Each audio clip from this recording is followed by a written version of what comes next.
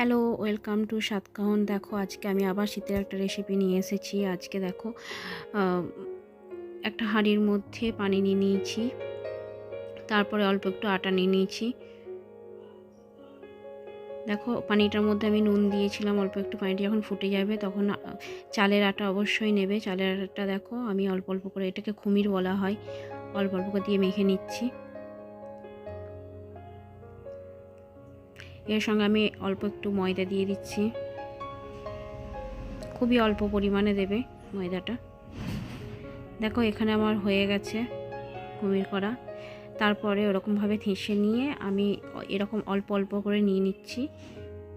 নেওয়ার পরে একদম পুরো চিমটি কাটার মতো অল্প একটু চিমটি কেটে কেটে নিতে হবে। আর এইভাবে দুদিকে প্রেস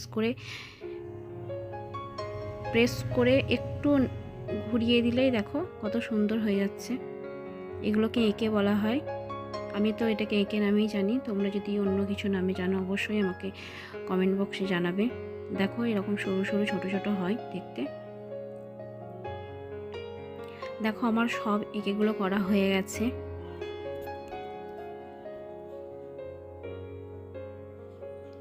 দেখতে কি অপূর্ব লাগছে না? এখানে দেখো আমি 250 গ্রামের মতো খেজুর গুড় নিয়ে নিয়েছি, সেটাকে আমি গ্রেট করে নিচ্ছি গ্রেটারে করে।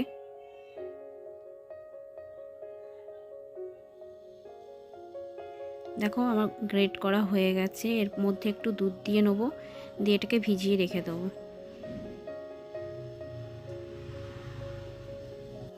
আর এখানে দেখো 1 ইঞ্চির মতো দারচিনি, দুটো তেজপাতা আর কয়েকটা এলাচ নিয়ে নিয়েছি।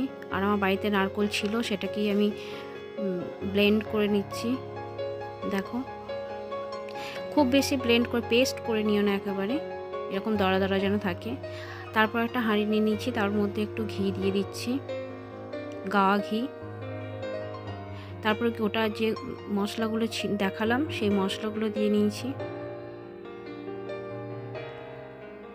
তারপর মশলাগুলো যখন দেখবে একটু লালচে হয়ে আসছে বা খুব সুন্দর একটা গন্ধ ছাড়ছে, তখন দুধ দিয়ে নেবে।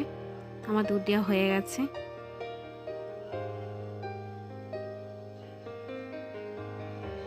আমি এখানে গরুর দুধই ব্যবহার করেছি, তোমরা পারলে যেসব কেনা দুধগুলো পাওয়া যায় সেগুলো ইউজ করতে পারো।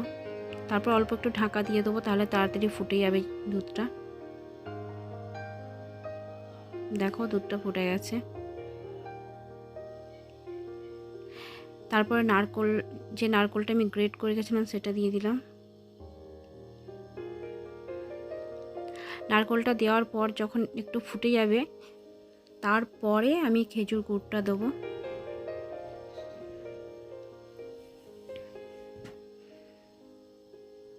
দেখো ফুটে গেছে দুধটা, এরপরে আমি খেজুর গুড়টা দিচ্ছি।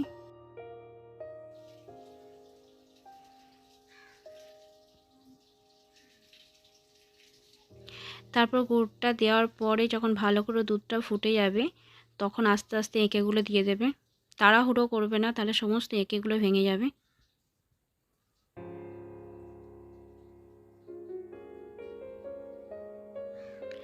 দেখো আমি কত আস্তে আস্তে নাড়ছি, এরকমভাবেই নাড়তে হবে, খুবই আস্তে আস্তে।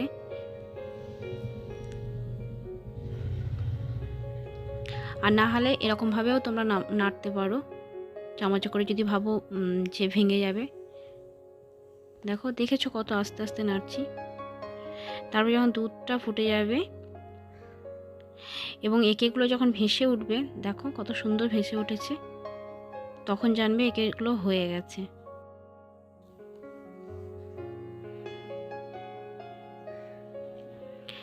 দেখো মিনিট 2 রান্না করলেই এঁকেগুলো সমস্ত হয়ে যাবে। দুধটা এরকম গাঢ় অটোমেটিক হয়ে যাবে, যেহেতু ওর মধ্যে চালের আটা দেওয়া আছে। দেখো আমার রান্না হয়ে গেছে। দেখেছো গাইস কত সুন্দর কালার এসেছে, কত সুন্দর দেখতে লাগছে। আমার ভিডিও যদি তোমাদের ভালো লাগে অবশ্যই লাইক করবে, শেয়ার করবে যতটা সম্ভব, আর সাবস্ক্রাইব করতে একদমই ভুলবে না। সবাই ভালো থেকো, সবাইকে ভালো রেখো। টাটা।